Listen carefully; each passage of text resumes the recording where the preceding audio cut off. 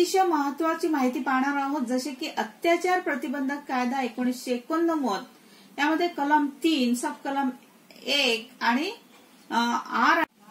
तर atrocity act अत्याचार प्रतिबंधक कायदा 1989 मध्ये सेक्शन 3 सबसेक्शन 1 क्लॉज आर मध्ये जो कोणी अनुसूचित जातीचा किंवा अनुसूचित जमातीची सदस्य नसलेली व्यक्ती एखाद्या अनुसूचित जाती किंवा जमातीच्या व्यक्तीला सार्वजनिक ठिकाणी अपमान करण्याच्या हेतू पुरस्पर अपमान करतो किंवा धमकावतो, त्याला शिवीगाळ करतो, अशा वेळेस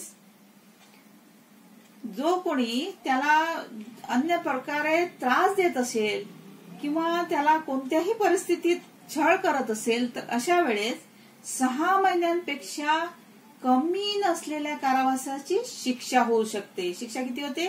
6 महिन्यांपेक्षा कमी नसलेल्या कारावासाची शिक्षा होते, परंतु जी 5 वर्षापर्यंत वाढवल्या जाऊ शकते आणि त्याला फाईन मीन्स दंडही लागू होतो.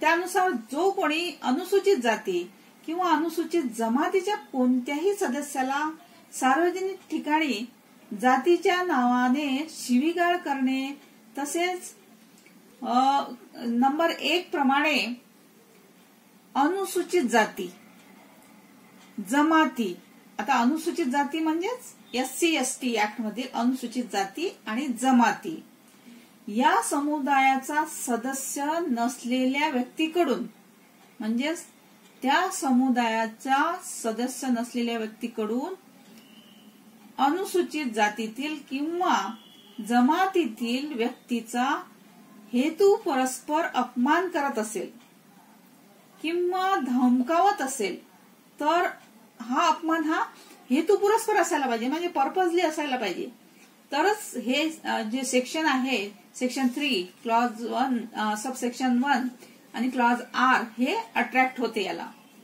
तर नेक्स्ट आहे नंबर 2 मध्ये आरोपीला माहिती आहे किंवा पीडित व्यक्ती SC ST चीच आहे, तरीही ती व्यक्ती सार्वजनिक ठिकाणी अनुसूचित जातीतील किंवा जमातीतील व्यक्तीस हेतू परस्पर अपमान करत असेल, म्हणजे पर्पजली अपमान करत असेल, धमकावत असेल, तर अशा व्यक्तीस अत्याचार प्रतिबंधक कायद्यानुसार शिक्षा होऊ शकते. म्हणजे अॅट्रॉसिटी ऍक्ट नुसार त्याला शिक्षा ही नक्कीच होते.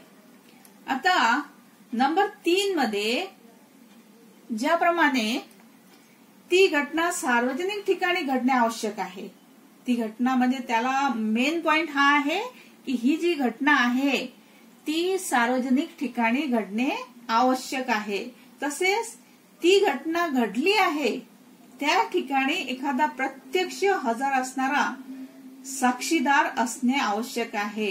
म्हणजेच प्रत्यक्ष ती सार्वजनिक ठिकाणी तर ती घटना घडलेली आहेच, परंतु तिथे आय विटनेस जे सभोवताली जे कोणी लोक हजर असतील ते साक्षीदार सुद्धा असणे आवश्यक आहे.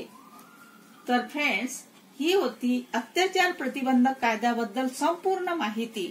थँक्यू.